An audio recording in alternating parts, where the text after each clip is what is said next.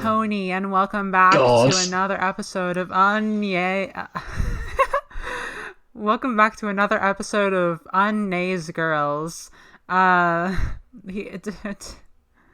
sorry, I'll start over.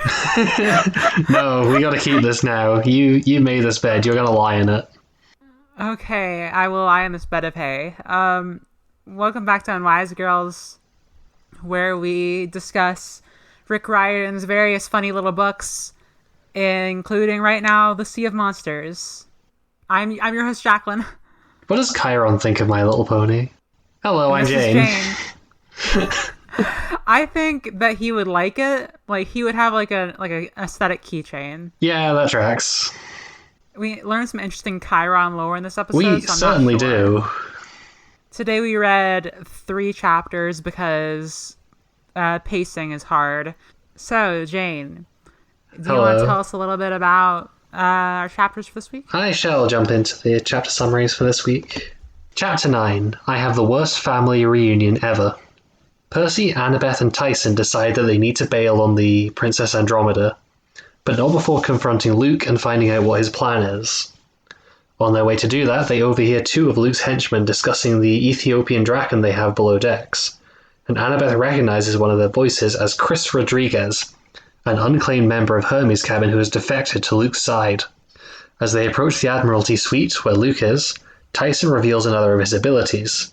He can hear much further than humans and can also reproduce the voices he hears, allowing the group to listen in on faraway conversations. Unfortunately, while he's explaining this, Luke and one of his cronies capture them and tie them up in the suite. While the room is nice and well stocked with food, the trio were disturbed by the aura of pure evil emanating from a golden sarcophagus in the middle of the space. Luke introduces 2 of his new henchmen, Agrius and Araeus, half-bear men who are created as a result of the gods screwing around with mortals. Luke has a back and forth with the trio where we learn 3 key facts about him. That it was indeed Luke who poisoned Talia's tree, that he knows why Annabeth is cagey around Cyclopes and that Talia has something to do with it, and that Luke knows about the prophecy Chiron received about Percy, and doesn't think it bodes well for the younger demigod. During this exchange, Percy tells Luke that they were sent by Hermes, which sends Luke into a rage. He tells Percy that with every half-blood who defects away from the Olympians, the creature in the sarcophagus grows stronger, and that one of these half-bloods has supplied Luke with the coordinates to the Golden Fleece. At this point, Percy realizes that the sarcophagus contains a portion of Kronos' corpse, and Luke once again offers to let Percy and Annabeth join him, an offer which they both refuse. Luke orders Araeus to feed them to the Draken, before seeming to become distracted by the sarcophagus. However, as Araeus is marching the trio across the ship's deck, they manage to break free, leaping aboard a lifeboat and cutting the ropes free. As they fall into the water, Percy unscrews the flask containing the 4 winds and sends the boat speeding away. Chapter 10, we hitch a ride with dead Confederates. Annabeth and Percy send an Iris message to Chiron, explaining everything that's happened. Chiron's end of the call is incredibly chaotic, as it seems his extended family are having a huge party. He's unable to offer much advice before the call disconnects. Eventually, Annabeth spots land, a bunch of high-rises and what she identifies as Virginia Beach. Percy, because of sea god magic, understands that this means they've travelled 530 nautical miles overnight. After narrowly avoiding the Coast Guard, the trio come ashore in Chesapeake Bay and set up shop in a shelter that Luke, Talia, and Annabeth set up during their initial journey. Percy sends Tyson to go and look for anywhere they could find food, while he and Annabeth discuss what they've learned so far, and whether Talia would agree with what Luke is doing. Annabeth tells Percy that he's very similar to Talia, and that if he doesn't support Luke, she doesn't think Talia would have either. Tyson then returns with a big box of donuts, proudly declaring that he found a nearby donut store. Annabeth and Percy scout out the store, which is called Monster Donuts, and Annabeth worries that it's some sort of evil store for monsters. While Tyson could shop there normally, as he's a Cyclops, plenty of chains like Monster Donuts are actually nests for monsters, and are hostile to half-bloods. Case in point, a Hydra sneaks up on the gang and attacks them, all while wearing a bib that says, "I'm a Monster Donut Kid." The ensuing fight is interrupted by gunfire from a Civil War-era ironclad on the river, blasting the Hydra. As it turns out, the ship is crewed by a bunch of zombie Confederates and is being commanded by Clarisse. Chapter 11. Clarisse blows up everything. Tyson, Percy, and Annabeth board the Confederate ship, and after a tour, sit down for dinner with Clarisse. Clarisse informs the trio that they've been kicked out of Camp Half-Blood, and explains that she has command of the ship because soldiers who lose wars owe a debt to Ares, which he has allowed her to collect on. Annabeth proposes that Clarisse team up with the rest of the kids, but Clarisse refuses, determined to take the glory for herself, and lets slip that this is in spite of an ominous prophecy from the Oracle. At this point, Percy realizes that Clarisse is alone on the ship, even though Tantalus said she could take 2 friends. Clarisse replies that she left them to defend the camp, but Percy suspects that they didn't want to go with her for some reason. Clarisse assigns the gang's hammocks below decks and tells them that they're guests, but that there will be consequences if they try to escape. That night, Percy has another dream about Grover, in which Polyphemus catches him undoing his wedding train. He drags Grover outside of the cave for what seems to be the first time in weeks, and we see that the island he lives on is nothing short of a paradise due to the golden fleece in the center. He then presents Grover with some wool from one of the sheep on the island and proudly informs him that it can't be unraveled, and that the wedding train should be completed soon. Percy wakes up, haunted by the look of dread and panic on Grover's face. The next morning, the ship arrives at the entrance to the Sea of Monsters. While wandering around below decks, Percy accidentally overhears an Iris message between Clarisse and Ares. Ares is intimidating Clarisse and demanding that she not let Percy steal her thunder, no matter what the Oracle tells her. We also see that Clarisse instinctively flinches when an angered Ares raises his hand at her, and Percy creeps away from the scene without being spotted. Back above decks, Clarisse explains that the only way into the Sea of Monsters is through Charybdis and his sister Scylla. Clarisse plans to avoid Scylla, a reptile that lives on top of a huge stone pillar and plucks sailors off the decks of their ships, and instead directly attack Charybdis, a huge entity that sucks in, chews up, and spits out whatever is in the ocean around her. However, this doesn't go to plan. The ironclad's guns have little effect on the monster, and the ship is in danger of being sucked in when the engines are wrecked by a fire, before Tyson goes below decks and manages to fix it. At this point, Charybdis vomits up thousands of gallons of ocean water, pushing the ship close enough to Scylla's pillar for her to start attacking them. Several Confederates and Percy are grabbed off the deck of the ship. However, Percy barely manages to slice the tendril that grabbed him with his sword, and begins to fall back towards the ship. Unfortunately, at this point, the fire in the engine room gets out of hand, and the ship explodes. While Annabeth, Clarisse, and a few of the others have made it to the lifeboats, Tyson was still in the engine room when the explosion happened.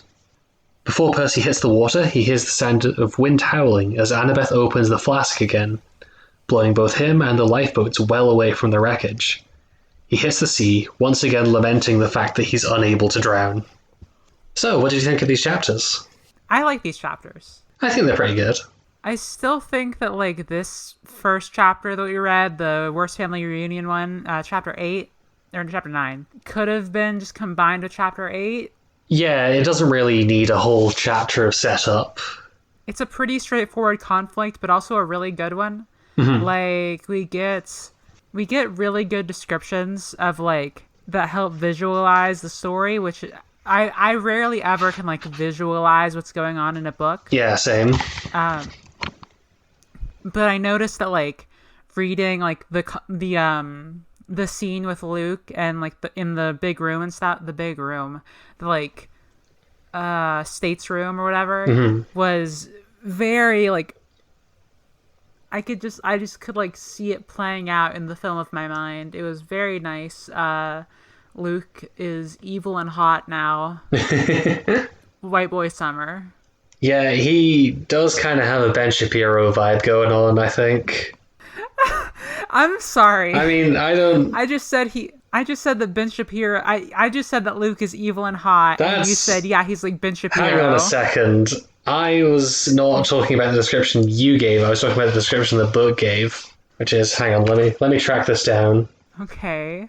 He looked like he was showing off what fashionable college-age villains were wearing to Harvard this year. Yeah, he does sound like a mini Vash. Yeah, he does sound like he's destroying college students in debates. He's also Luke has evolved into being our Tumblr sexy man. Oh, fuck. It's unfortunate but true. It is. It is And both of those things. yeah, how do you like him in this chapter? I think it's a pretty good depiction of him as a villain. We get him monologuing and being really cool and in control, and then his face turning the color of pepperoni when his dad is mentioned. Yeah, that was really good. That's such a concise way of communicating that for all of his accomplishments as a villain, he is just an angry child. He mentions having spies in camp. Mm-hmm. Who do you think the spies are? Probably those twins that we heard about earlier. Wait, the twins? The Stoll twins. Oh, you think it's the Stoll brothers? Mm-hmm. Interesting. I'm gonna make a really obvious bet and just say that it's probably Tantalus. Oh, yeah, it probably is Tantalus, huh?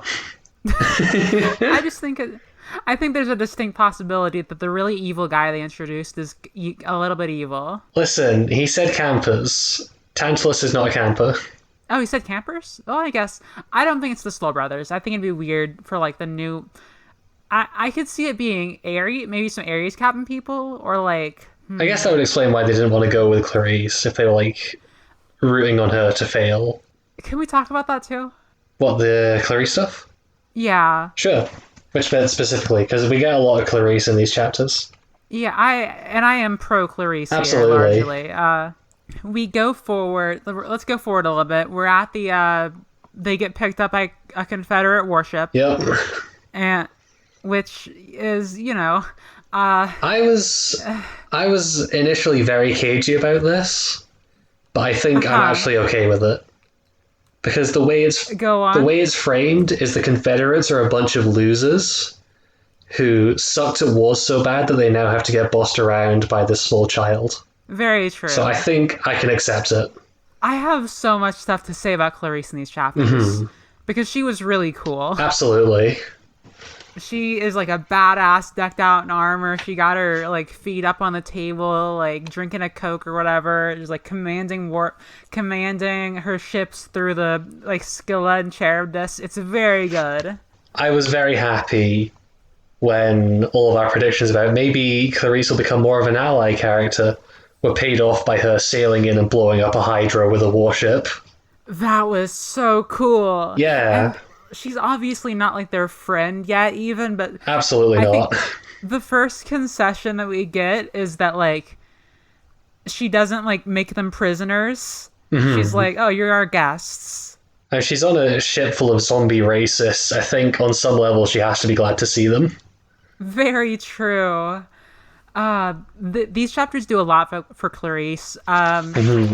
There's an exchange that I want to talk about really fast. It's between Percy and Clarisse. You do Percy, I'll do Clarisse. Where are your cabin mates? You were allowed to take 2 friends with you, weren't you? They didn't. I let them stay behind to protect the camp. You mean even the people in your own cabin wouldn't help you?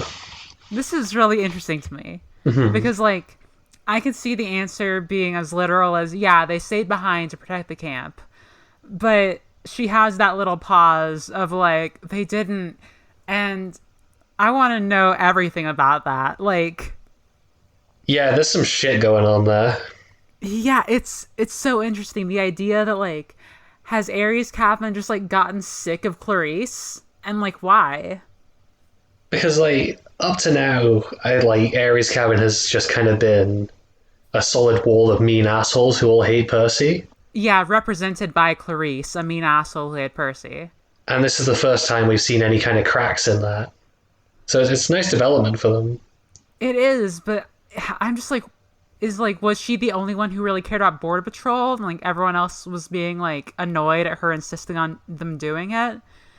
Or I think it's more to do with whatever this ominous prophecy the Oracle gave her is, it was bad enough that when she told it to anybody she was going to bring along, they said, nope, fuck that.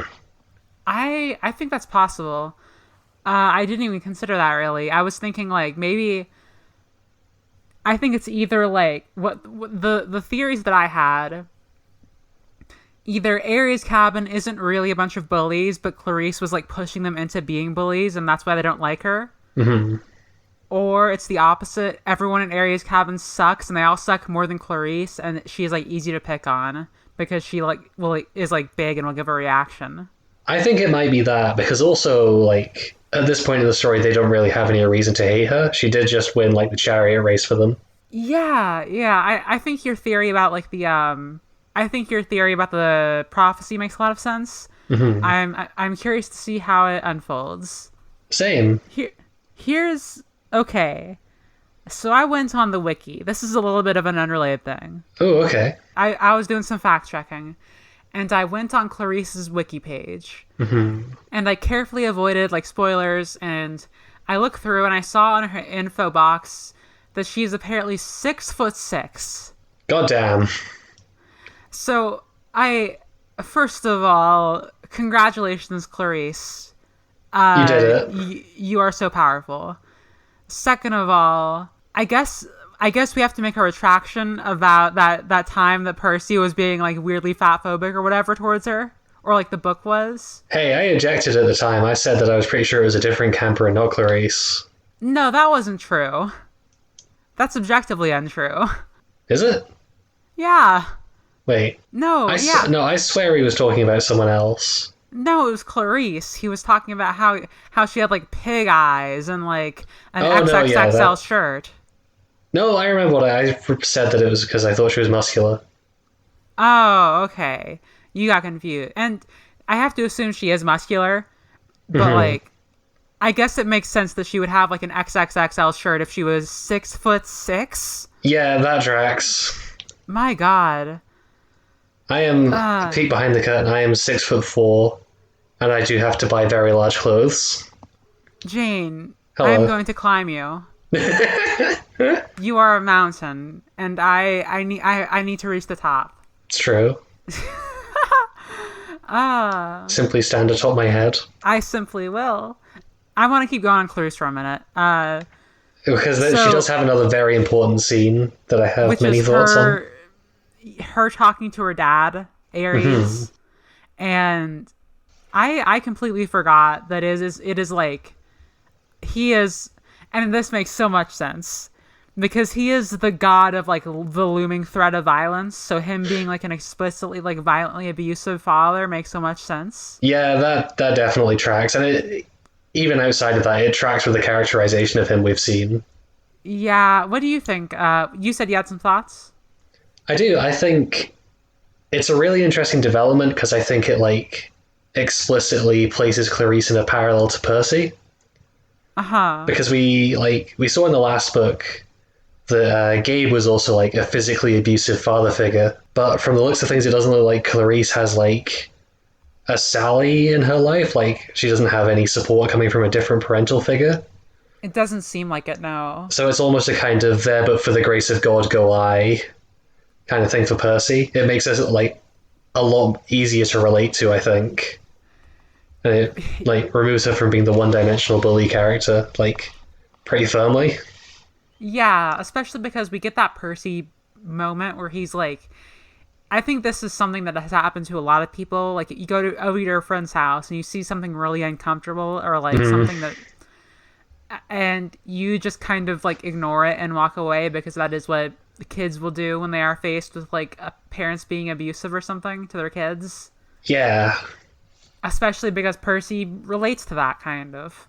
I was just going to say, like, if you wanted to lean into that quite a lot, the idea that, like, Ares is literally a god, like, hammers home the idea that Percy can't do anything about this. Yeah.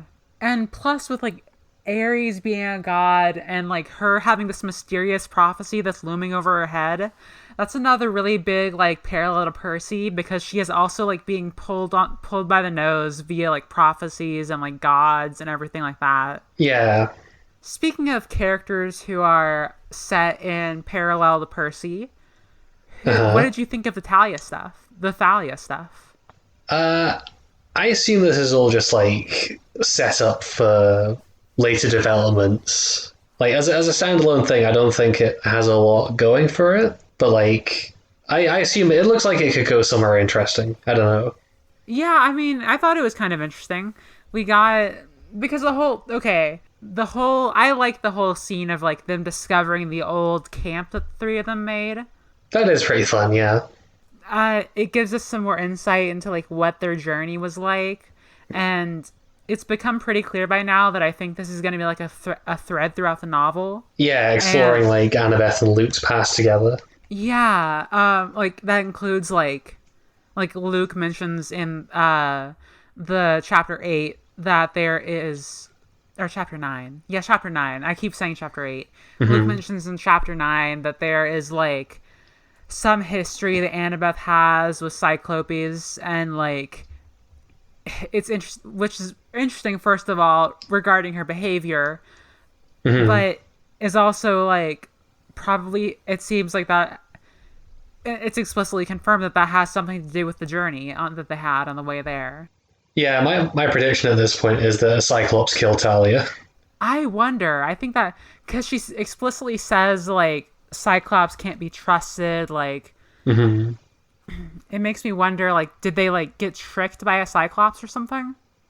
It's kind of how it's looking. Which, given what like the way that the one Cyclops character has been coded so far, is not. I'm worried about where that may end up. Yeah, true. Okay, so we get kind of a cap to what Tyson's character has been like so far with the last chapter that we read.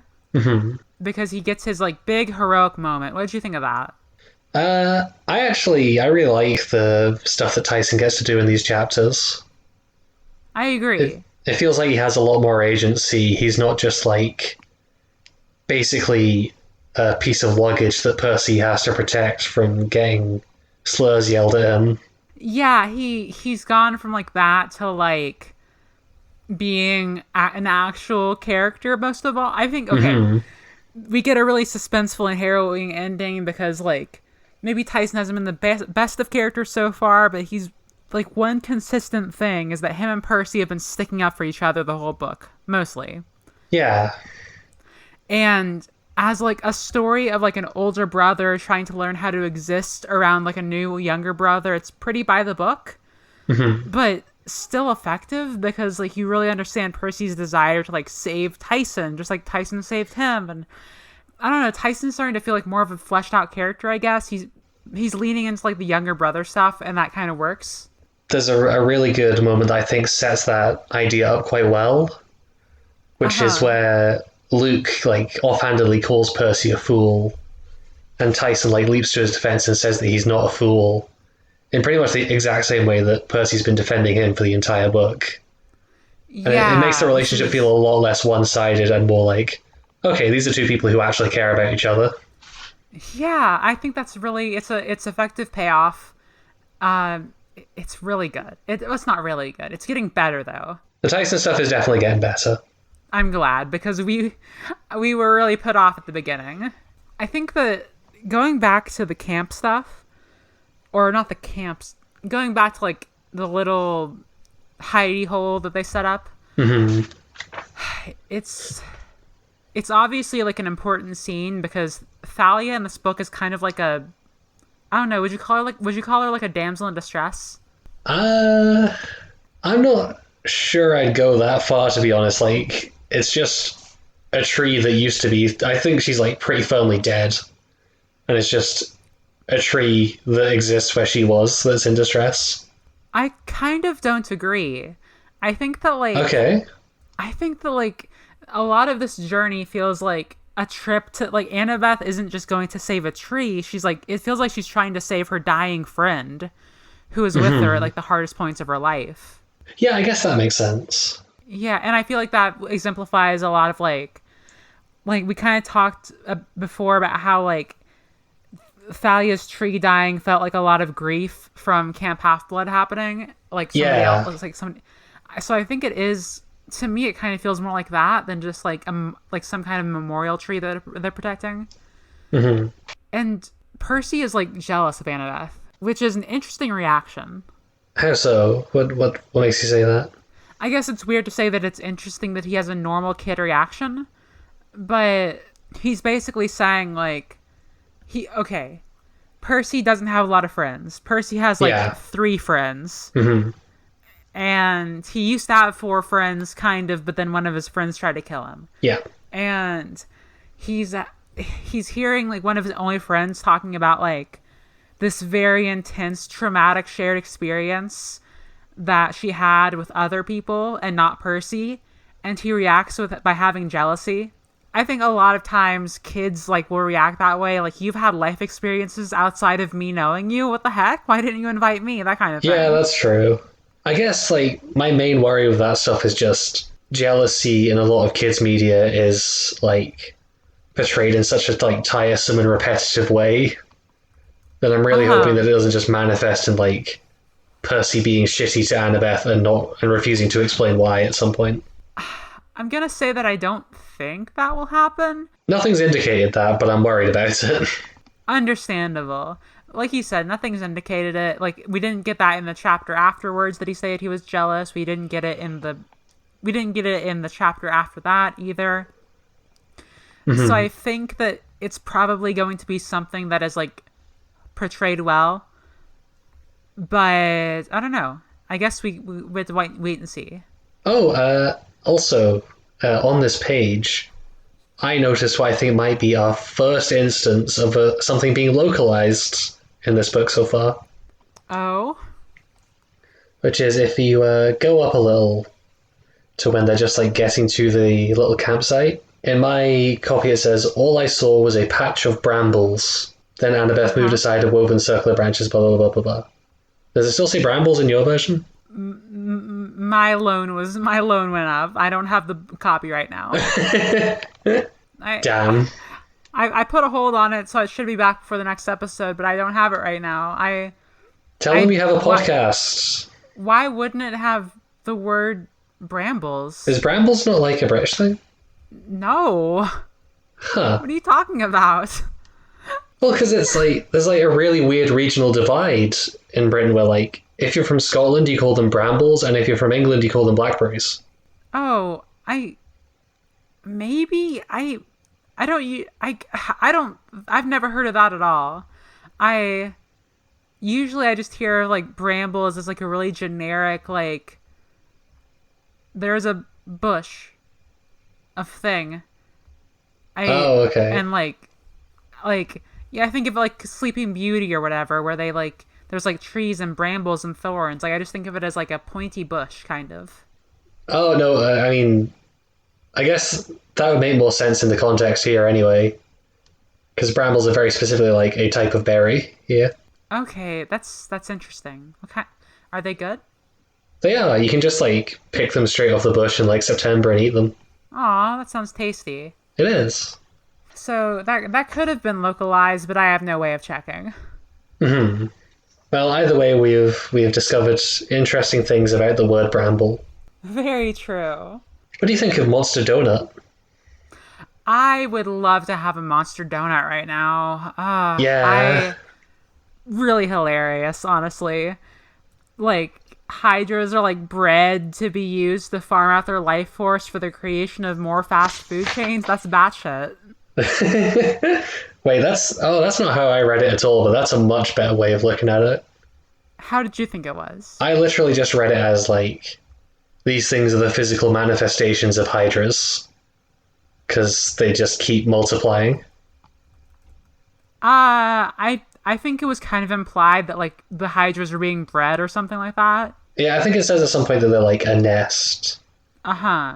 And that's really good. This was a much cooler hydra battle than the one in the movie. God, yeah.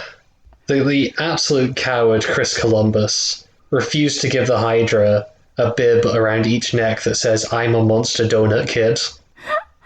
Oh, it's so good. I love how funny like fights are in Percy Jackson. Hmm. There's rarely ever a fight that's like completely played seriously. Like the Ares one, it is. The Minotaur one, I guess. But by and large, they tend to be like have a lot of humor in them. Yeah, I don't know if you agree with this, but I think the quality of the action bits is a little bit lower in this book than it was in The Lightning Thief. But in this fight especially, the humor absolutely carries it. I feel like we haven't had a lot of like action so far though, so I kind of I basically agree, but I feel like we also don't have as much to judge. I think the volleyball battle, the chariot stuff, and now this. I can't quite put my finger on what it is, but they feel a lot less vivid and visceral. The volleyball battle? Dodgeball, sorry. Oh, okay. Yeah, I get what you mean. Yeah, that's true. I thought you were trying to talk about the Bulls or whatever. And I was like, they did not play volleyball with the Bulls. Oh, I completely forgot about the Bulls. Hey, that's not great. Yeah. I basically agree with you. I think it's interesting. I did like the action scene of them trying to sail between Scylla and Charybdis. That was, yeah, I think that's the exception to this, just because it's an entirely different kind of action scene for this series. Because up until now, it's basically just been small children running around the monster trying to kill it. We've never gotten a warship charging at a giant sea monster, firing all of its cannons at it. That's very cool. Yeah, it's unique for the series so far. I hope we get more stuff like it because it's more of the you have to think cleverly and think up a solution, but it's also a really big actually, why didn't they just go through Scylla? I think Clarisse mentions that if they're all just below decks, she'll just grab the entire boat and drag it out of the water. Yeah, she can't get an easy kill. Put the Confederates up there. I guess maybe the worry then is that they wouldn't have enough to crew the ship. Huh. Because you need people to do engine things and gun things, I assume. I don't run a warship. Jane, you should look more into warship realities. I think they should have just let the Confederates... I mean, I guess the Confederates probably did die again. Most of them either explode or get eaten anyway, yeah. Yeah. I liked it a lot. Mm-hmm. It was probably... It might have been the scariest encounter yet. Yeah, it's Charybdis, or however you pronounce it, is kind of a straight-up eldritch terror. So is Scylla, or Scylla? It's either Scylla or Scylla. I'm gonna say Scylla. Okay. It's very...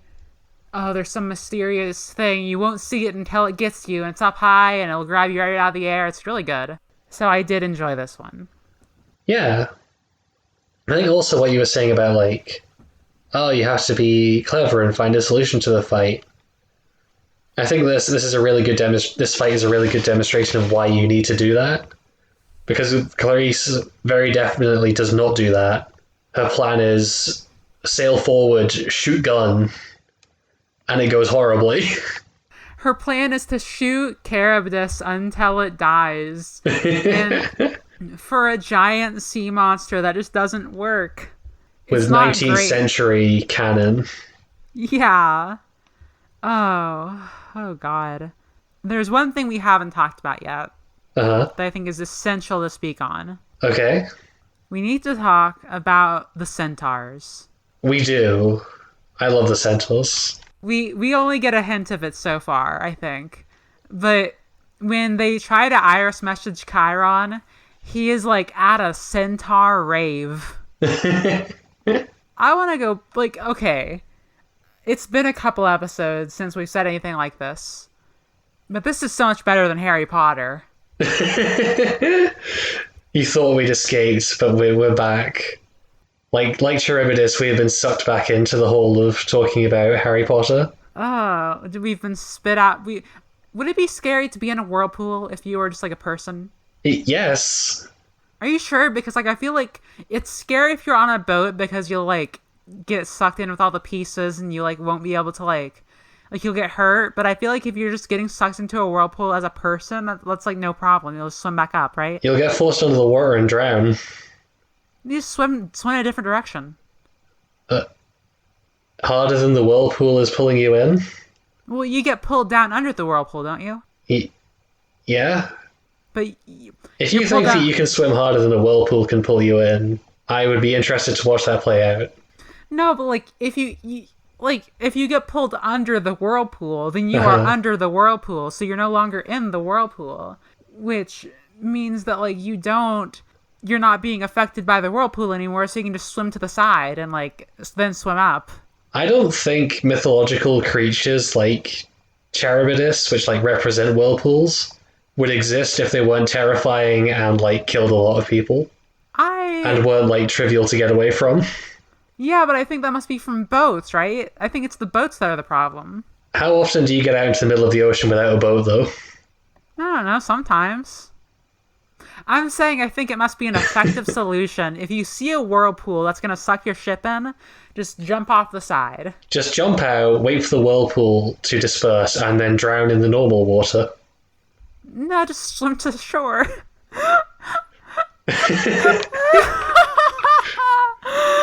It's so Jacqueline, easy. You should also look more into warship realities to learn more about boats. I don't think you know anything about swimming or water. I think I'm a genius. And no, but okay, the centaurs. The centaurs in Harry Potter are like boring, weird, racist stereotypes. Probably rapists. Probably, and like that's so boring. Who cares? But in Harry Potter, in Percy Jackson, we get these fun-loving jerks who are like constantly partying, and like Chiron, the snooty old guy, is like so annoyed by them, and that's great. The Centaurs really, like, from what little we get of them here, come across as total dirtbags, and I love it. This is what the dirtbag left is. That's why Chiron hates them so much. I peaked really bad on that one. I turned my microphone volume down. One second. That should be better. Actually, it's too quiet. That should be better. Okay. Yeah. Okay. Oh god, the Chiron is a hard right winger thing is never not going to be funny. I'm sorry. I know it's not true, but it feels so true in my heart. It's not the intention, but it's not our fault that it kind of reads that way. I'd like to briefly justify about half an hour of my life that I wasted suffering. Go on. Okay, so Percy mentions that the Princess Andromeda travels 530 nautical miles in one night. And so I thought, haha, wouldn't it be funny if I calculated, like, the G-force that would be necessary, that would be, like, exerted on the passengers if that happened. Oh, God. And it'll probably come out with some number that shows that they all got turned into jam. Oh, God, Jane. It's okay. I never reached any number like that because I forgot that the physics education that I received was completely useless and only taught me how to calculate like velocity and acceleration in a vacuum. So I got as far as figuring out that the average weight of a cruise ship is about 40,000 tons. Right. And to travel the distance that the Princess Andromeda did, I reckon it would take about 4 hours. Well, I reckon it was traveling for around 4 hours. Because they leave pretty late at night, and then it's summer, so it would get bright pretty early as well. So from that, I calculated that they would be traveling around 135 miles an hour, or 60.35 meters per second. Okay. I then spent, like I said, around half an hour of my life, which I only get one of, trying to figure out how I could calculate the acceleration and therefore get the force exerted on them from that. Right. But as it turns out, a boat in water is not a vacuum. Yes, that's very true. And if I don't have any of the like physical specifications for the Princess Andromeda, I can't work out like the drag on it from the air and the water. And I don't know how deep it would sit in the water, so I don't know how much that would be affected by it. Jane. Jane. Hello. You told me you were going to justify this. I'm justifying it to myself by making you all suffer through the sped up process of me banging my head against a wall, of trying to look clever by using a subject that I got a D in at A level. I never took physics, so I don't have to worry about that. Oh, God. It's a bad subject. Hey, wait, hang on. What the fuck is with the bear people? The bear. Oh, I want to talk about this. Yeah, same. It's so messed up that Rick can just put any little myth he wants in his kids' books, including the story of Polyphonte about a woman who tried to get away from like an Aphrodite approved marriage, and so she went to join Artemis, but then Aphrodite was like, I'm gonna curse you, so now you have to fuck a bear, and that's not okay, first of all. But that's okay, first of all, that's another extremely messed up myth, that's just par for the course. But getting like the like kids version of it, of like she was enchanted by Aphrodite to fall in love with a bear or whatever, and then we had these kids. I mean, this is like the PG-13 version of this, but the story is basically unchanged, right? Yeah. Which strikes me as really weird, because Rick was willing to completely change Medusa's backstory. Yeah. Like, why leave this one intact? You could change it. You could change it, Rick. Nobody would judge you. Another thing, here's what happened, as far as I know. Zeus hated her. Or didn't hate her, but hated, like, her kids because they sucked so bad. He hated Agrius and Nereus. I mean, they do seem to suck quite a lot. Yeah, apparently they just, like, were cannibals who attacked people. Yeah, and Zeus hated them and was like, Hermes, go punishment, whatever. And then Ares, who was their great-great-grandfather, basically was like, instead of killing them, turn them into birds, and they all turned into owls. What the fuck? Hey, this also ties into, like, Luke continues to just be, like, correct about the Olympians. A little bit, yeah. Nobody comes out well in this story. No, Luke is very correct. This is a world that needs to be torn down. It's true. That is one of the main things that's, like, bugging me so far, is that we've joked before about, like, Luke basically just being, like, the equalist from Legend of Korra, or, like, Bane from the Batman Christopher Nolan movies. Yeah. But, like, it really is just, like, Luke makes a completely justified criticism of the status quo. Percy says, nah, you're a lunatic. And then Luke, like, kicks a dog. Yeah, okay, and let's be clear. There are a million people in this world who will give valid criticisms of, like, capitalism and the way that the world works, and then use that to, like, try and argue for a worse world. They'll use it to say that Raya the Last Dragon is a ripoff of Avatar the Last Airbender. Christ. But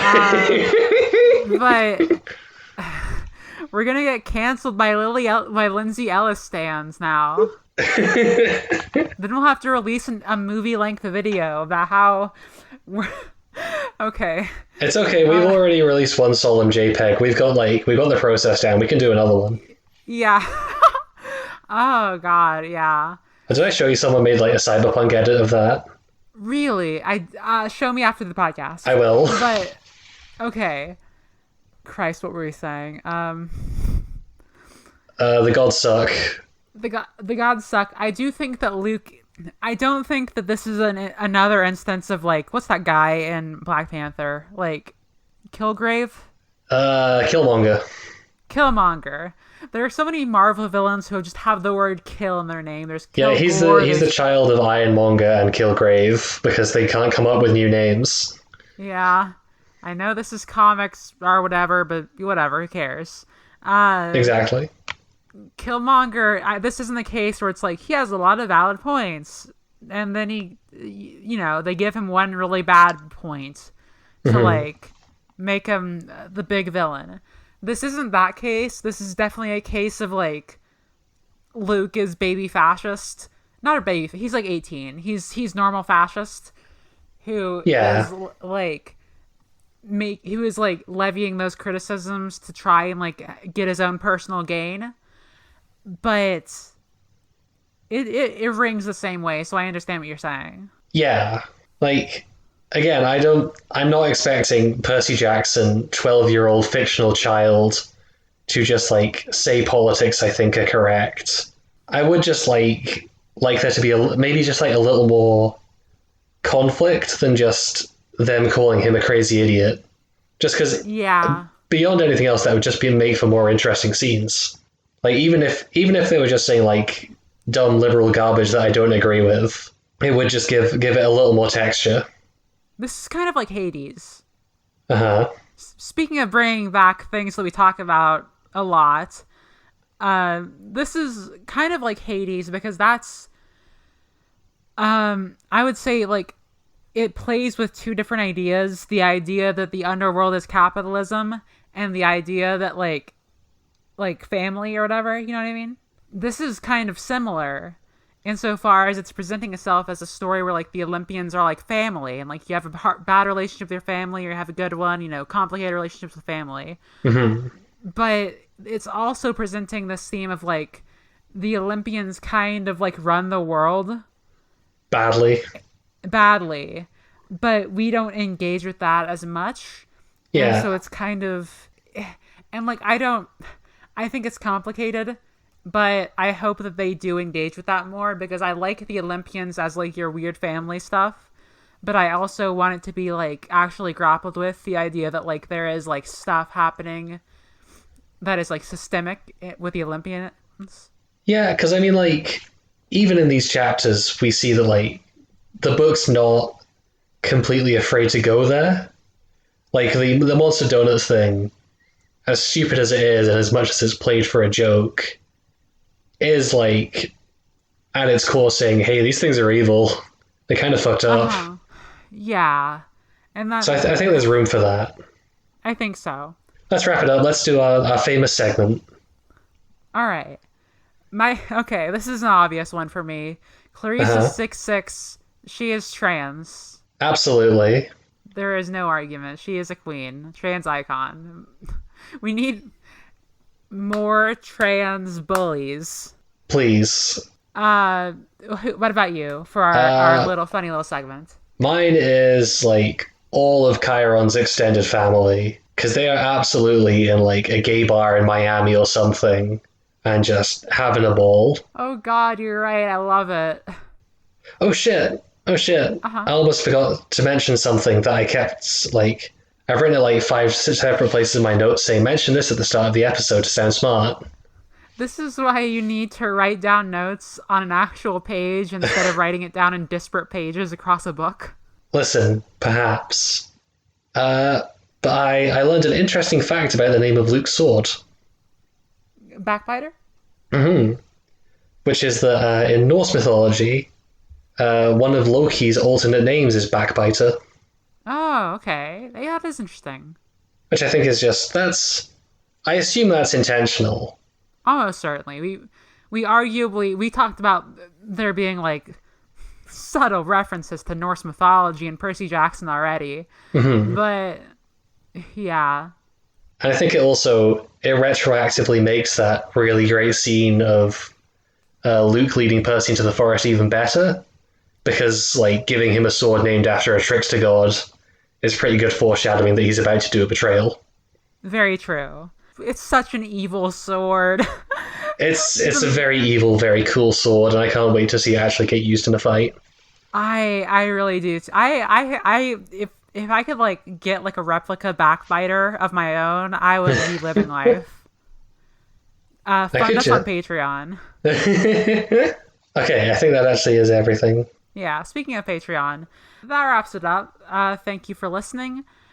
If you'd like to reach the show, you can drop us an email at unwisegirlspod@gmail.com or find us on Twitter at unwisegirls, where we also have a link to our official Discord server. If you'd like to support us, you can by downloading our episodes, leaving a nice rating and review, and maybe checking out our Patreon at patreon.com/unwisegirls. For $1 a month, you get a special role in our Discord server, marking you as a camp counselor. For $3 a month, you get an even specialer role as a friend of Dionysus and access to all of our bonus content. This week, we talked about the Bye-Bye Man. Don't think it, don't say it. Don't think it, don't say it. And Homestuck. And if you're feeling especially generous, for $5, you get the special stroll of Aphrodite's Chosen, all the bonus content, and a thank you at the end of our episodes. Speaking of which, this week we'd like to thank Mercy, Veronica Friend, and Medusa Daddy Poseidon's ex. Thank you, everyone. We really appreciate you. We do. And as we always say, at the end of every single episode... See you next week, Camp Half-Blood. See you next week, Camp Half-Blood. Bye-bye. For $5, you get the special stroll of Aphrodite's Chosen, all the bonus content, and a thank you at the end of our episodes. Speaking of which, this week we'd like to thank Mercy, Veronica Friend, and Medusa Daddy Poseidon's ex. Thank you, everyone. We really appreciate you. We do. And as we always say, at the end of every single episode... See you next week, Camp Half-Blood. See you next week, Camp Half-Blood. Bye-bye. Bye.